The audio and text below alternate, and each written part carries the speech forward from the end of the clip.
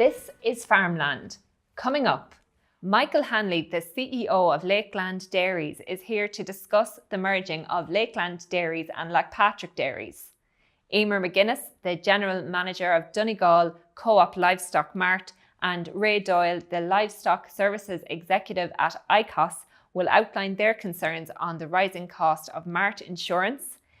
Pearse Kelly, the Head of Drystock Knowledge Transfer at Teagasc, will be here to discuss the launch of Phase 2 of the Teagasc Green Acres Dairy Calf to Beef programme, of which FarmLand is the newly announced media partner.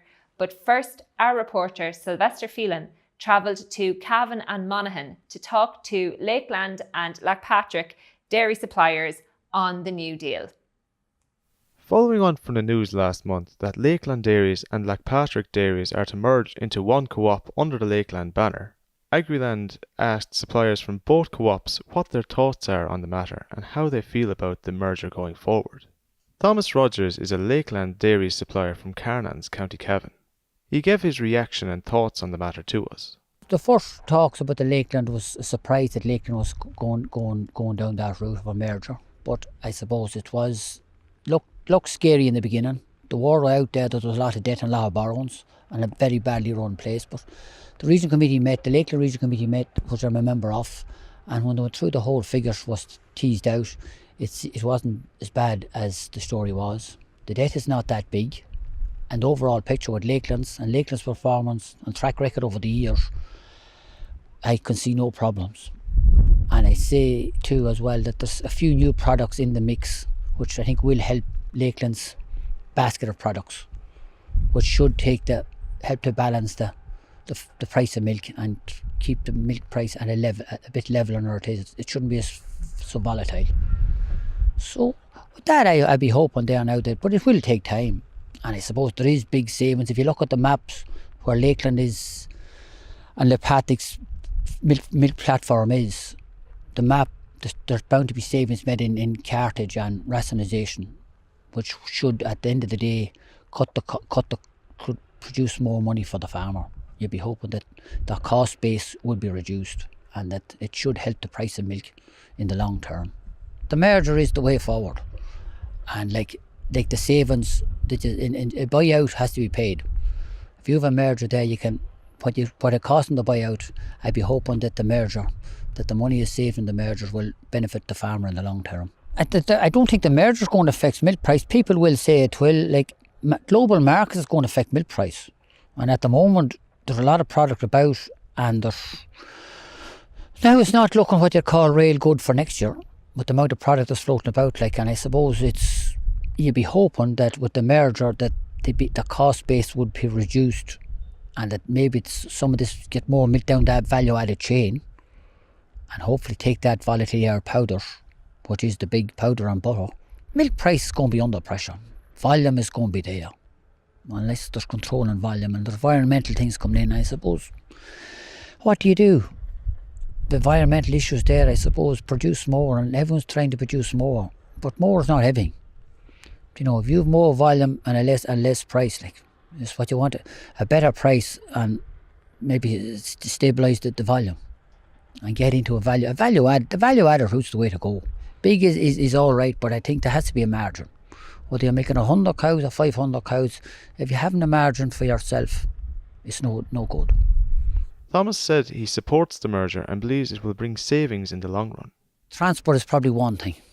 That there's crisscrossing on transport there, and that there has to be savings made there. Like 2 loads going down the one road to lift 2 different suppliers. There has to be savings there. I know them savings won't come. They should come back to the farmer. They'll not come back initially, but over time, when it all pans out, that I think that Lakeland's cost base will reduce for producing the product, and the lower their cost base is, the more they be able to pass back to the primary producer. We also spoke to Brian TREANOR, a LacPatrick supplier in Emmyvale, County Monaghan. He gave his views on the merger. Initially, it was a bit of a surprise that LacPatrick was financially in some kind of straits that we didn't realise, or we didn't really realise that we were as close to a financial sort of crisis as we were. That happened pretty quickly, but I think the board, in fairness to them, made a decision that in the circumstances they quickly decided that we should enter into talks with a view to merging with some neighbouring co-op.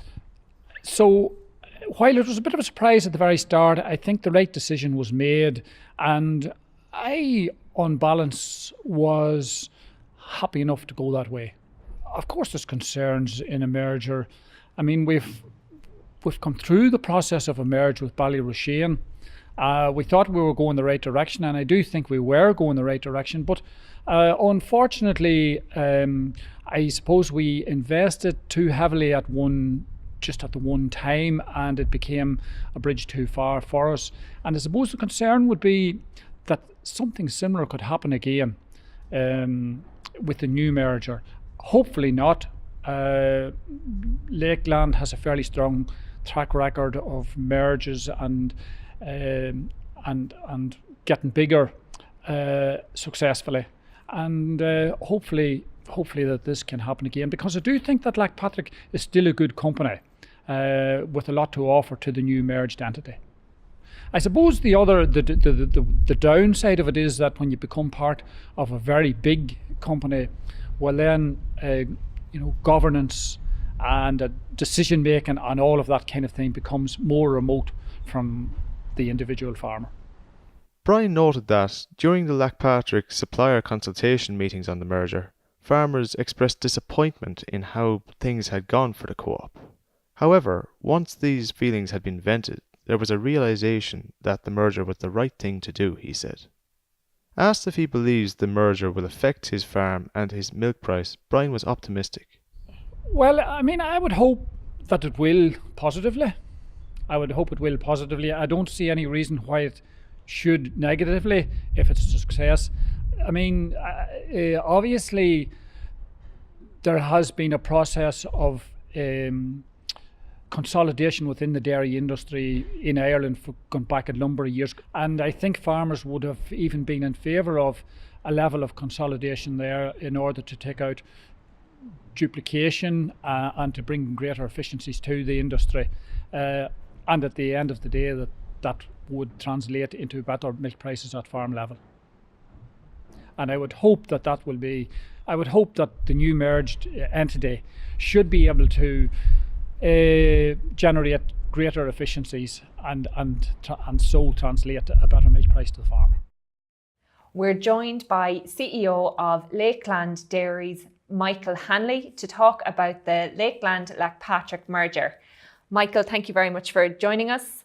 First off, Michael, why was the LacPatrick merger a tempting acquisition for you? Well, first of all, Claire, it's a merger of the two businesses. It's a merger of the LacPatrick business plus the old Lakeland business into a new company called Lakeland Dairies. It now, once the merger goes through and once it's agreed by the competition authorities, the milk pool will be approximately 1.8 billion litres of milk. So it'll be quite a large milk pool. It'll be the second largest milk pool on the island of Ireland. So that will drive a lot of synergies, a lot of cost savings, a lot of efficiencies, and it should help sustain a higher milk price for both Lakeland farmers and LacPatrick farmers out into the future. What are the benefits for Lakeland suppliers?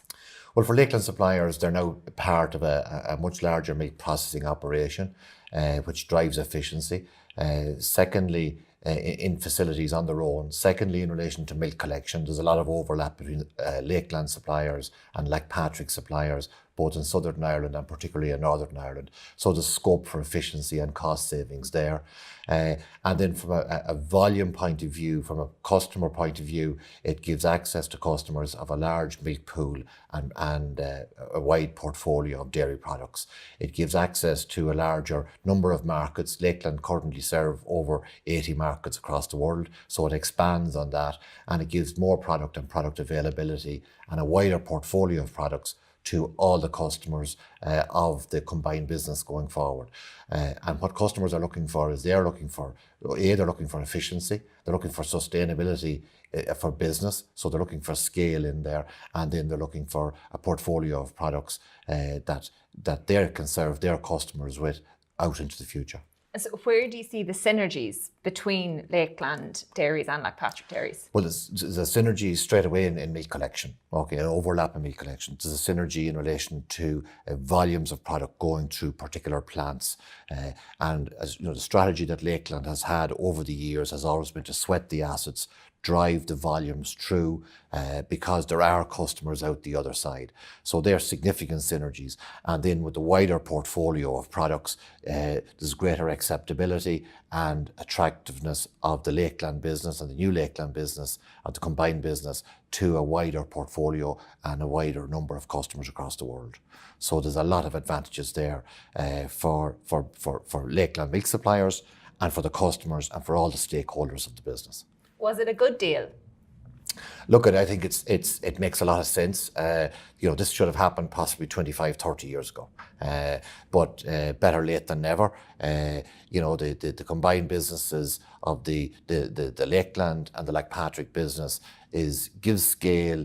It puts Lakeland on the map for customers in, most of the product is sold out of the country. So you're talking about the Asia, African, American markets, and the attractiveness of smaller businesses versus large businesses for, the likes of Asia, where there's 1.2, 1.3 billion people to be fed. You need scale to be able to satisfy those particular markets. What about taking on LacPatrick's debt? Is that manageable, Michael? Yeah, the LacPatrick debt is a core debt there of about 28 million euros, and it's very manageable. There's also working capital requirements in there as well. And all those figures have been shared with all the shareholders of Lakeland and of LacPatrick. So the financial figures are out there in the open, and the debt is we're very comfortable with the level of debt that the new entity will be taking on. There'll be working capital requirements in there as well. And the other piece that's currently happening in the business is the LacPatrick business in the first half of the year has not been making money. It has been losing money. So we have shared that with our shareholders and our farmers, and we're aware of that. So we have now to change that, and we have to drive efficiencies in the business and to run the business differently to the way it has been run in the past. What about rationalisation of the business, Michael? Will there be job losses? We're not saying there's going to be job losses. We're not saying there's not going to be job losses. What we are saying is we're going to run the business in an efficient manner. We're going to run it in a sustainable manner. We're going to sweat the assets. We're going to invest in the pieces of the business that are going to make a return for Lakeland farmers and for the milk price. So what our goal is to pay as much as we can for every litre of milk. To do that, we have to run an efficient business, and we will do that. We have done that historically, and we'll do that with the new entity. There's a number of sites. There's pros and cons, and there's advantages and disadvantages of some of the operations that are there. So it will be up to us as a management team and as a board to run that business as efficiently as we can, sweat those assets, and pay as much as we can for every litre of milk to the milk suppliers who will be supplying milk to Lakeland Dairies. And is there any LacPatrick plant that could be particularly vulnerable there? Look, we will evaluate everything on a truly open basis. LacPatrick has a strong record of performance over the years. It's an old co-op. It has a long history. But driving forward, it's all about the future. It's all about milk price. It's all about the sustainability of milk price, and areas that are performing, we will invest in areas that are performing. Areas that are not performing, we won't be investing in areas that are not performing. Our goal, we're a co-op. Our goal is to pay as much as we can for the raw material to all our milk suppliers and to all our shareholders in the business, and we will be doing that. In the days just after the announcement, there was a delay on the September payments to LacPatrick suppliers. Can you just shed any light, Michael, on what happened there? Yeah, no, we're aware that there was a hiccup somewhere along the lines. I suppose there was a lot of activity in relation to the merger and the merger vote, which was very strongly supported, over 95% and 97% of both sets of shareholders. So I said there was a lot of activity in there. And look, Claire, at this stage, all Lakeland farmers, all LacPatrick farmers have been paid for their milk, and everybody has been paid in the system. So whatever hiccup was there has been freed up at this stage. And Michael, will the LacPatrick plants remain, or will there be a level of consolidation? Everything is up for evaluation. You go back to the efficiency piece. As a management team, as a board of directors in the business, we are charged with driving and running an efficient operation. Any business or portfolio of products that's making a contribution, then that would be good. And likewise, on the other side of that is something that's taken away from that or reducing milk price. We'll be taking no prisoners inside of the new business. And obviously, Lakeland is involved in infant formulas and dairy proteins. Where do you see the most potential going forward? Look, we have a wide portfolio of products. We service a lot of customers all over the world. So we're not talking about going into those markets. We're already in those markets. The issue for us and the fear we have had over the last number of years is, would we have enough product to service those particular markets? So I think overall, it's about driving the efficiency, doing what we are doing that better, making it more efficient, putting more product through, saving on your costs, and being able to return as much as possible for every litre of milk while reinvesting in the business. So in relation to particular sites or activities, everything is up for discussion. Everything will be evaluated, and we'll be doing what we're supposed to do, and that is to run the business as efficiently as we possibly can. Where do you see milk price going over the next 12 to 24 months? Look, I suppose milk price hinges around milk volumes.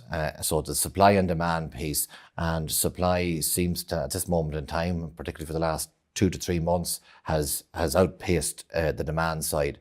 We've been disappointing that oil prices, which have almost doubled in the last 12 months, that oil prices haven't helped on the milk price side of it as of yet.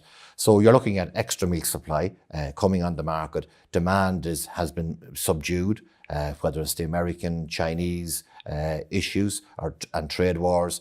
But for whatever reason, you're looking at extra supply. Demand has tapered off, and there's a surplus of supply in the likes of New Zealand, in the likes of Ireland, as we currently stand for the last 2 months in particular, and in America, a growing volume of milk.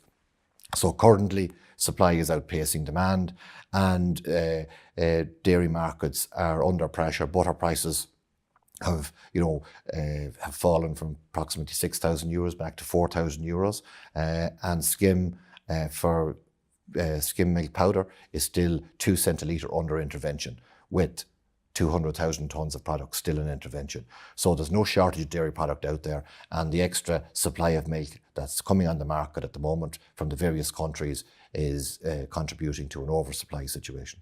And how do you engage then with Lakeland suppliers on volatility? Well, on volatility, we have a number of fixed price schemes going back over the last number of years, and farmers are in maybe year 1, year 2 or year 3 of those particular schemes.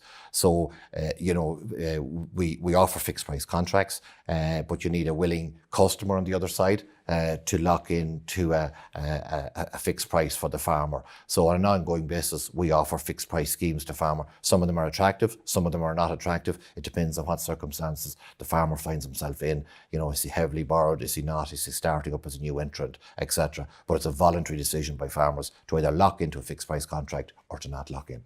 Do you see further consolidation in the market, Michael? Where do you see that coming from?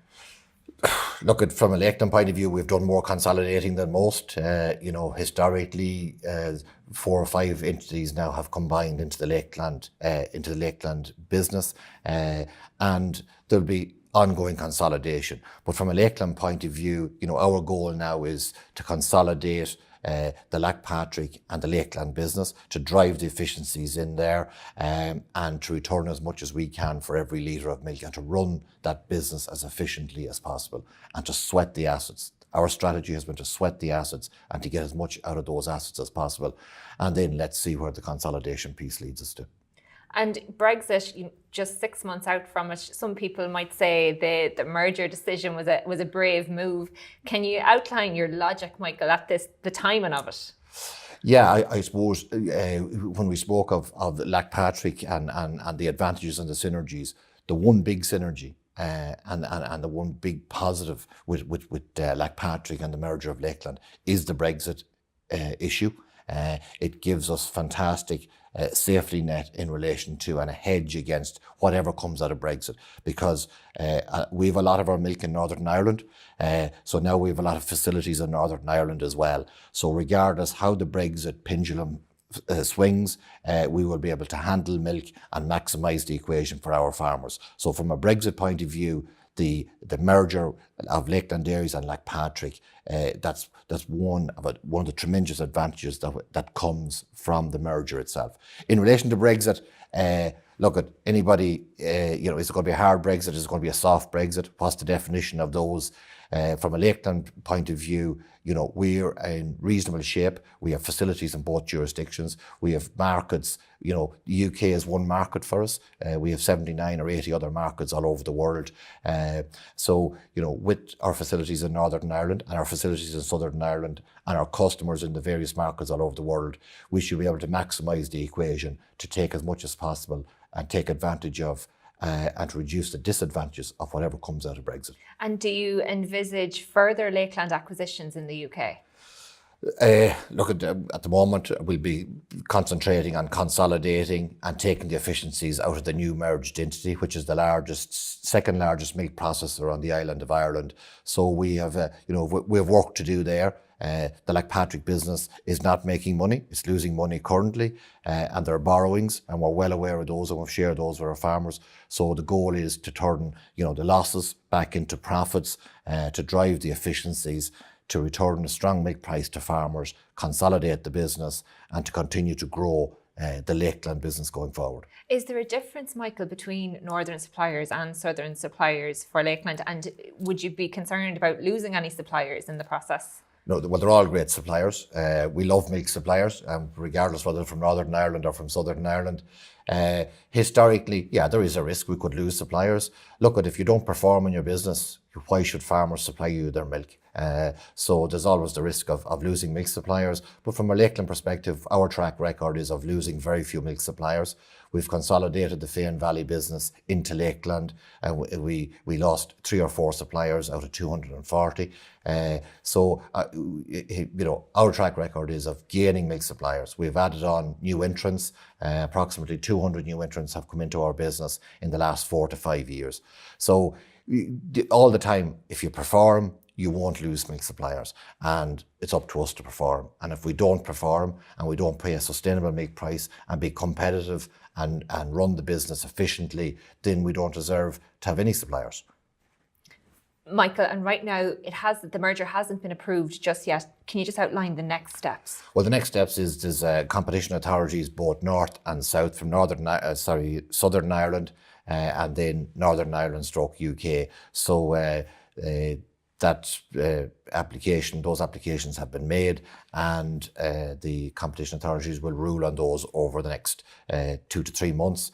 But we're confident that early in the new year that the merger will be approved by both competition authorities, both in Southern Ireland and in the UK. Thanks very much, Michael. We'll leave it there. Thank you, Claire. Next, we're looking at Mart insurance. Even though Marts are improving safety standards, insurance costs are on the rise. And NIALL CLAFFEY has this report. There are approximately 80 Marts in Ireland. Over the last 18 months, livestock Marts the length and breadth of the country have witnessed large increases in insurance premiums, with some Mart operators concerned that the mounting costs will threaten the sustainability of their rural businesses. However, insurance companies view Marts as having a significant exposure to injury to either Mart employees or members of the public. It is understood that the main reason behind these insurance hikes is public liability claims. It must be noted there are some Marts that have had huge increases in premiums without a single claim being lodged. Last April, a serious accident at Mohill Mart focused the industry to act on improving health and safety practices at Marts nationwide. Certain Marts pen cattle for a period of time to allow farmers an allocated time frame when they could view animals prior to the sale. In addition, a number of Marts have, in recent years, installed overhead walkways to allow farmers to examine cattle from a height in an effort to eliminate the possibility of an accident while cattle are being moved to their pens. On one side, it has been hailed as a step forward with regards to health and safety, but on the other hand, there are concerns of how exactly potential buyers are able to view livestock prior to the sale. Due to financial constraints and profit margins primarily being consumed by insurance hikes, marts, and particularly smaller operations, will be unable to roll out expensive measures such as overhead walkways or CCTV cameras.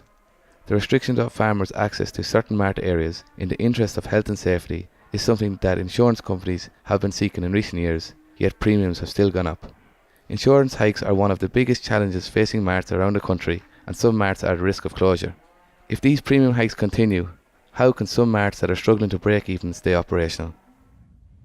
We're joined now by Eimear McGuinness, General Manager of Donegal Co-op Livestock Mart, and Ray Doyle, Livestock Services Executive at ICOS.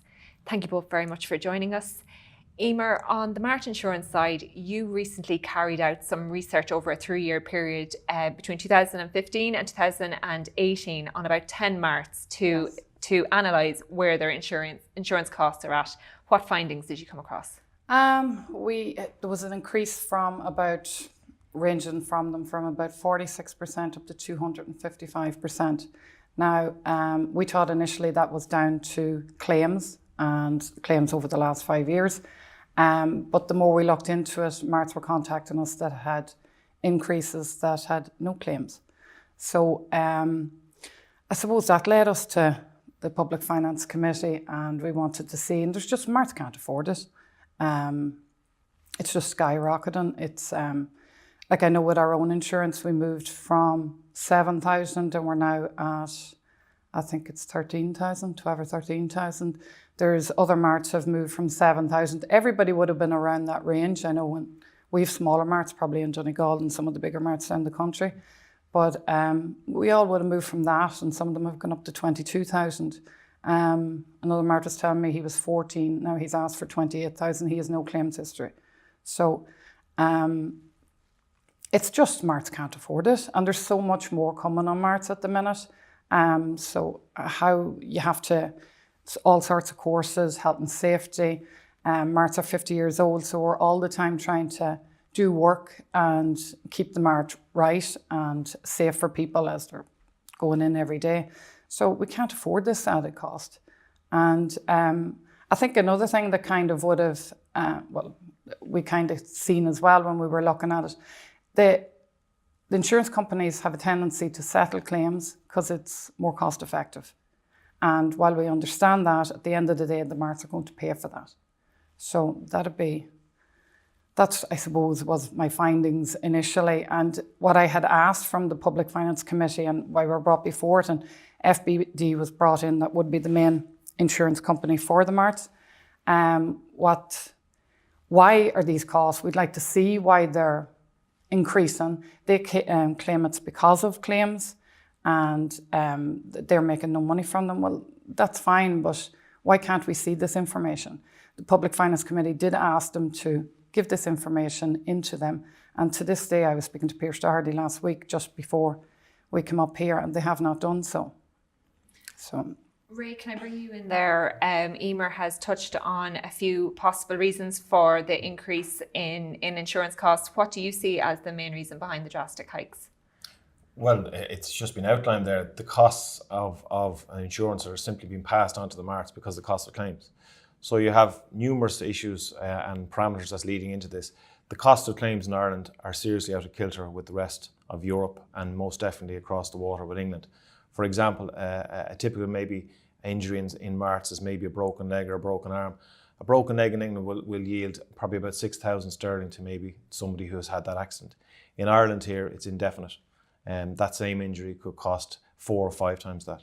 And that is ultimately the issue. When it gets into the judicial system and the system of the claim, the level of claims in Ireland are extremely high compared to our neighbours. So the problem we have in the marts is actually the claims, when they get from the mart and the accident happening out into the system, the claims level is very high. Eimear has touched on the fact that the FBD and other insurers, they tend to settle very quickly. But the problem from the mart's point of view is we're getting it increasingly difficult to defend livestock mixing in a completely ad hoc way with members of the public. And when you go to court with that particular situation and you have livestock mixing with no regard to health and safety with the injured party, the judges in many of these cases have no concept of a mart, they have no concept of agriculture, and they simply look at it as you are being negligent by allowing animals to simply mix with people. So that is one of the, and it's multifaceted, this problem. So at one end we have the risk of the accident happening in the mart, which is what we're trying to achieve now by the measures that have been put in place since the very bad accident in Mohill there some months ago, and perhaps more recently the death in Clare, even though it's in Northern Ireland, it's still in the island of Ireland. We have to reduce the risk of the accident happening, because what's out of our hands is the actual awards. Now, the Alliance for Insurance Reform has done a lot of good work, and we have met Minister Darcy ourselves to see, can we actually get the level of awards dropped or to some way more sustainable levels, because if the awards drop, our ultimate premiums drop. Eimear touched on it there, that marts that have had no claims have had their insurance rates rise. Yes, because that's the way insurance works. We've all seen that, you know, Hurricane Katrina or some major event happens across the globe, we all get hit with higher insurance bills, even though it's nothing to do with us and we've never had a claim. So the mart as a particular insurance pot is being affected by some marts having more claims than others. And hence I suppose the development of the shutdown, for want of a better phrase, in some marts in the west of the country in particular. This was led by Arrivo, but a lot of the Roscommon marts, etc., now have their intakes shut down. It is spreading slowly throughout the rest of the country because it's the only way to really reduce the risk of the accident happening. Because once the accident happens and it gets into the system, we are powerless to actually the level of claim that's awarded, and ultimately powerless to the actual level of premium that's put back onto us as a sector. What about the level of cost involved in improving safety procedures in marts? Obviously, safety is paramount to marts, animals and people there's a huge level of risk, and that's what the insurance companies keep pointing that out. But in terms of the level of cost involved on that side for marts as well, it's extremely restrictive and prohibitive. Some of the smaller marts will struggle to shut down their intakes because, for example, putting up an overhead walkway, you get no change of €100,000 for a reasonably sort of a medium-sized mart. For a lot of marts, especially this year that's gone by in 2018, they're struggling to break even because of the drop in throughput, and therefore putting in the infrastructure as a cost to overcome their insurance challenges is going to be a juggling act for them. But ultimately, the sector itself cannot afford the level of premiums that's there. Eimear is correct, we cannot afford that.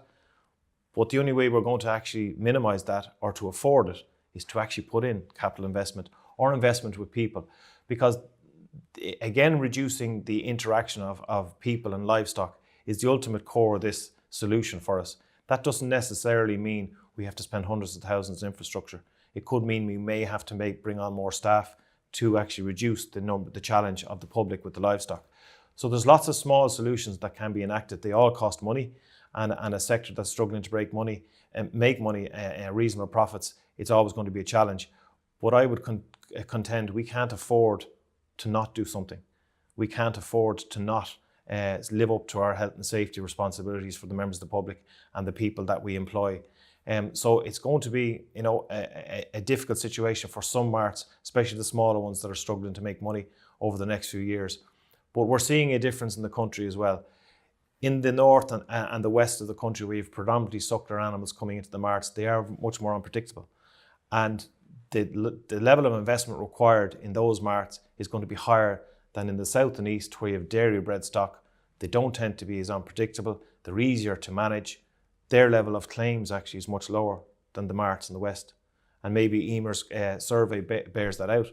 The marts in the western seaboard are where most of the suckler bred stock are. They unfortunately are the marts that tend to have the larger claims at the moment because of the unpredictability of the animals and the fact that they didn't have the facilities, the overhead walkways that some of the larger centres did down in the south and east. Eimear, has Donegal Mart have had many claims in the last couple of years, and what are you doing on the safety front in terms of bringing in managing with walkways or cattle handling? How are you improving the safety situation in Donegal, Mart? Right. Well, first of all, our last claim would have been in 2012, and that probably led me to where I am at the minute. I argued the claim. I felt it shouldn't have been paid. The assessor came out. They felt it shouldn't. It should be fine. There was no need to pay it. But it ended up, it was paid out because it was more cost effective, and I totally disagreed with that. So that probably got me here and on the chain of the whole insurance. So since that, I haven't had any claims, and that was about, I think it was 12,500, 13,000. What are we doing health and safety wise? Like, as Ray just said, we're a small mart. We have, it's an old building, couldn't really put in a walkway if we tried. So what we would be trying to do is I'm trying to get the cattle in earlier in the morning. So it's more a case of extra staff, stopping people going down the yard once like if we get the cattle in earlier, people don't generally come in until about 11 o'clock to view stock and that. So nobody down the yard after that.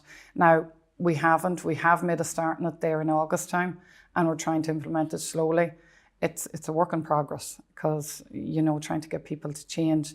So, but that's the way I chose to do it. I think they are taking their cattle in. So generally all the cattle's coming in now between 8 and 10 o'clock. People don't come till 10 o'clock. So it has reduced the risk a lot. We get the staff now, all animals when they're leaving the premises have to be loaded by a member of staff beforehand. You had customers just loading them themselves, and that was a major problem. So yeah, a lot of change and probably a lot more staff, which will be a lot more costly. But that's the road we've gone now. What are the long-term implications of all these costs building up? As I was explaining right downstairs, I'm very lucky. We've a separate kind of sideline business as well with the Mart, and only for that we would be in serious trouble. The numbers of suckler cattle going through the marts now have taken a drastic decline, especially in Donegal, I think down the west coast. So nobody likes to say a mart's going to close, but inevitably you can't keep spending money. There's so many changes, like this year, 2019, January 2019, there's our new licence for the marts have been introduced. Like we went through ours last week. We put on a new roof a few years ago. You're constantly spending money because the marts are so old. Bars break, wear and tear general on old buildings. We put in safety chutes for people to stand into. All these changes have been made. You have your health and safety, GDPR, there's so much money. Continual professional development. We had to do a course on that last week or the week before. You're constantly spending money now money that you probably don't have, because when your numbers are going down, sheep numbers are increasing, but they wouldn't be as profitable, I suppose, as cattle. So I don't know, and marts are vital to the farming community. It's competition. That's why they were set up in the first place, was for competition. A mart day in any town, the town's thriving. The farmers will spend money in the vets and the restaurants, and they go to the bank to do all their business on a mart day. So I think it's vitally important that they're sustained. I did, when we were in with the Public Finance Committee, I did ask the government that day if these changes, and I understand, as Ray says, we have to protect the public. And there is so many claims, and people are claiming now that never did that before. So we had asked that maybe they'd give us some sort of grant or support or funding to make these changes. Has there been any developments on that? No, not on that. No, not on that side of it. Ray, this is an ongoing issue, and you are engaging with the insurance industry on this. Has there been a level of progress? Well, yes, there has. I mean, ICOS National Conference is on tomorrow in Killashy, and we have Pat Griffin from the Health and Safety Authority and Kieran Roach from FBD speaking at it, and we have a workshop dedicated to it. But this has been an ongoing problem for the last 3 years at ICOS committee level, because we had an event last November, 12 months, which started the ball rolling on discussions around insurance and health and safety, because the levels of our premiums that were increasing then started this discussion. So the Health and Safety Authority have made it quite clear, indeed, at your venue at the plough match, Pat Griffin publicly stated he was actually going out actively auditing marts now for 2019 to make sure that they are up to the required standards.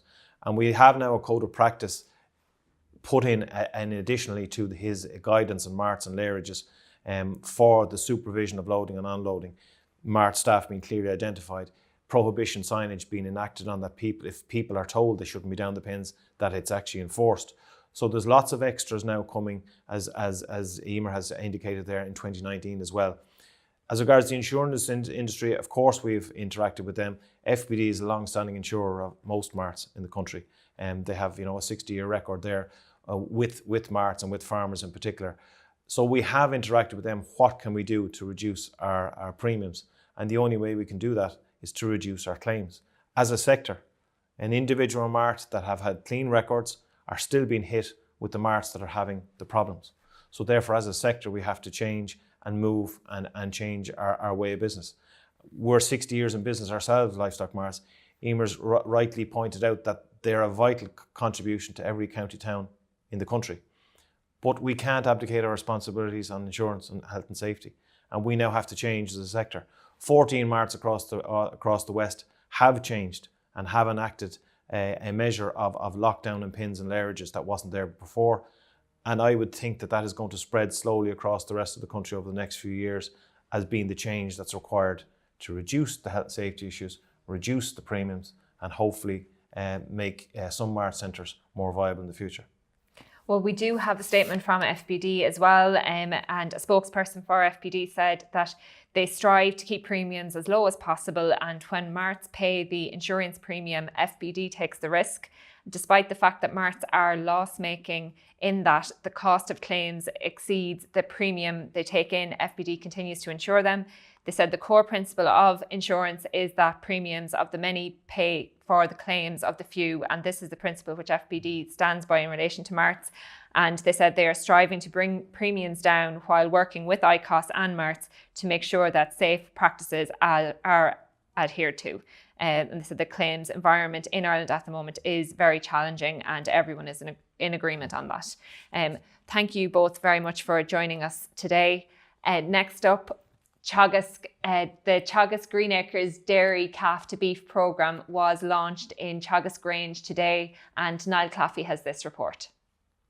Earlier today, the second phase of the Teagasc Green Acres Calf to Beef programme was launched in Grange, County Meath by Teagasc Director Professor Jerry Boyle.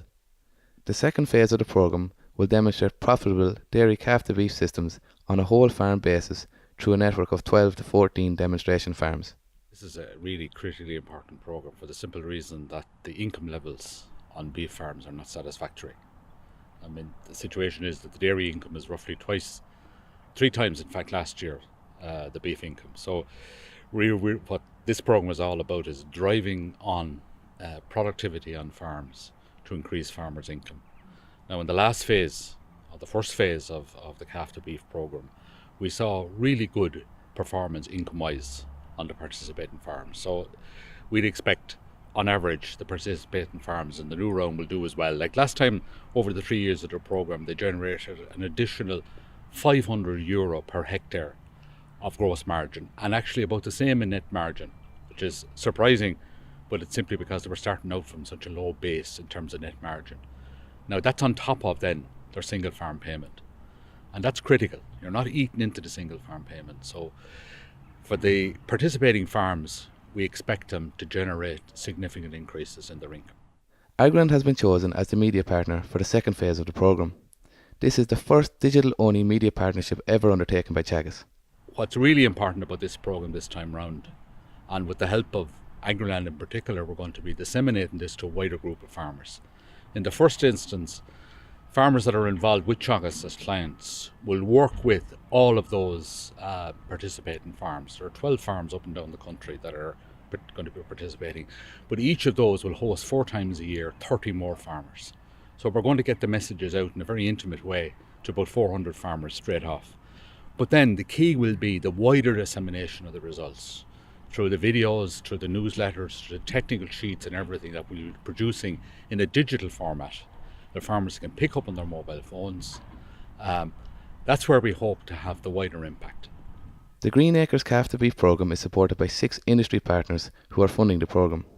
We couldn't do this in Teagasc without the sponsorship, and like the sponsorship is critical. Like, you know, we have Drummond's, for example, we have Liffey's, we have MSD Animal Health, we have Volac, and in addition we have TP Whelan, and we have the Munster Cattle Breeding Group, and of course we have AgriLand as media partners. So look, that's critical not only to supply the resources in terms of cash and in kind, indeed, expertise and so on, but it's critical to have the industry involved with farmers, particularly the processors, but not only the processors, all the other varied interests, because they all have a role to play in driving incomes on farm, and they also have a role to play in understanding the kind of difficulties that farmers are going to face in the farming situation. Like this year is a very good example, and it's very good to have those agri-industries involved, I think, for that reason as well. Given the growth of the Irish dairy herd and the subsequent Holstein Friesian and Angus calves that are available for beef production, the Grange dairy calf to beef herd is of fundamental importance to the industry. Today, Teagasc's Nicky BYRNE gave an overview of the dairy calf to beef herd in Grange. So it's a complete farm system study, and within that we're looking at 3 different animal genotype groups. So we have our Holstein Friesian group, we've 2 Angus treatments in, both of low and high carcass conformation and carcass weight on their Eurostar figures. And then within the Friesian group we also have selected for both high and low EBI beef sub-index. So we're looking at the contribution that these animals are going to be run in 3 independent farmlets, and we're going to look at their the genotype effect on the overall profitability of the group. And we're also going to have elements of grassland research, different calf rearing strategies as well incorporated into this overall system study. Holstein Friesian steers will be slaughtered at 24 months of age, while Aberdeen Angus will be finished slightly earlier. All inputs and outputs will be recorded for the systems. The overall is going to be a 24-month steer system that we're implementing here. So I suppose to get a full cycle of it, we're probably going to be 2 years in. But I suppose we have nearly 1 year completed now so far, and we'll be I suppose in the next year we'll be able to get some results out there. We should have sufficient data to report back on. We're joined now by Pearse Kelly, the head of Drystock Knowledge Transfer at Teagasc. Pearse, the Dairy Calf to Beef programme has been running since 2015.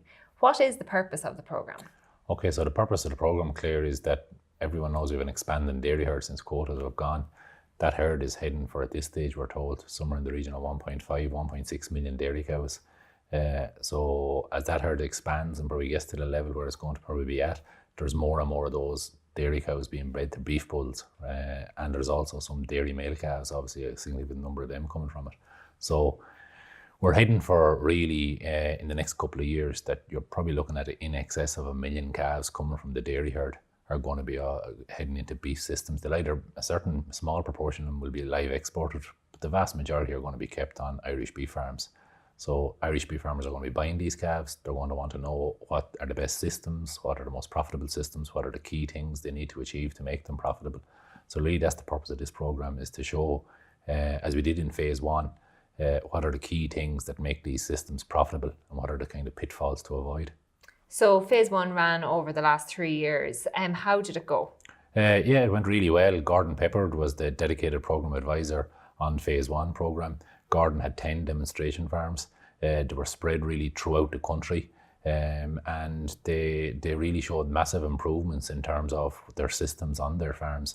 There was varying levels of performance when Gordon would have started on them. Some of them were only starting out in calf to beef. It was a new enterprise on their farm. Some were already well established dairy calf to beef farms, but they all would have learned through the 3 years of the programme what the key things that were important to improve their profitability. And we would have seen significant increases in the profitability of those farms in the 3 years when they hit the kind of 4 or 5 key performance indicators that are needed for calf to beef systems to be profitable. So where did you see the main improvements, say on the animal health side or grassland management side? Yeah. So really, if you start at the calf stage is really where it all starts, and even the calf purchase stage, as the programme went on, the farmers would have put more emphasis on the type of calves that they were buying, the time of the year they were buying the calves, that they were buying them closer together and earlier so that they had them earlier in the year so that they were stronger going to grass. Calf rearing was a huge area. And within calf rearing, then, you had the whole around milk replacer, vaccinations was a big area. A lot of the farms weren't vaccinating calves at the start of the programme. By the end of the programme, they were vaccinating, and they would have seen massive improvements in terms of calf health throughout the 3 years of the programme. And then as you move into the calves, going out to grass, grassland management, paddock grazing, a lot of the farms wouldn't have had a rotational grazing system. Some of them would, and they would have improved on it, but others had little or no rotational grazing system, put in paddocks, water systems, access into paddocks. Soil fertility was a big area. We soil tested all the farms at the start of the programme, saw where they were short in NP or RNP and K and lime status, and then they would have worked on improving that. So what we saw throughout the 3 years of the programme really was through improving grassland management, improving health, improving calf rearing, that output significantly increased on those farms. So output per livestock unit, which is say output per calf, but they also massively improved in terms of the number of calves they were rearing.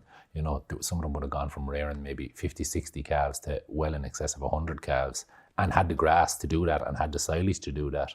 So output on the farm, and that's really the big thing about calf to beef systems. Like a lot of beef systems, a lot of it is down to output, physical output. The higher the physical output you can have, albeit through grass and silage, and keeping costs at a controlled level, that significantly increased the profitability across all 10 of the farms.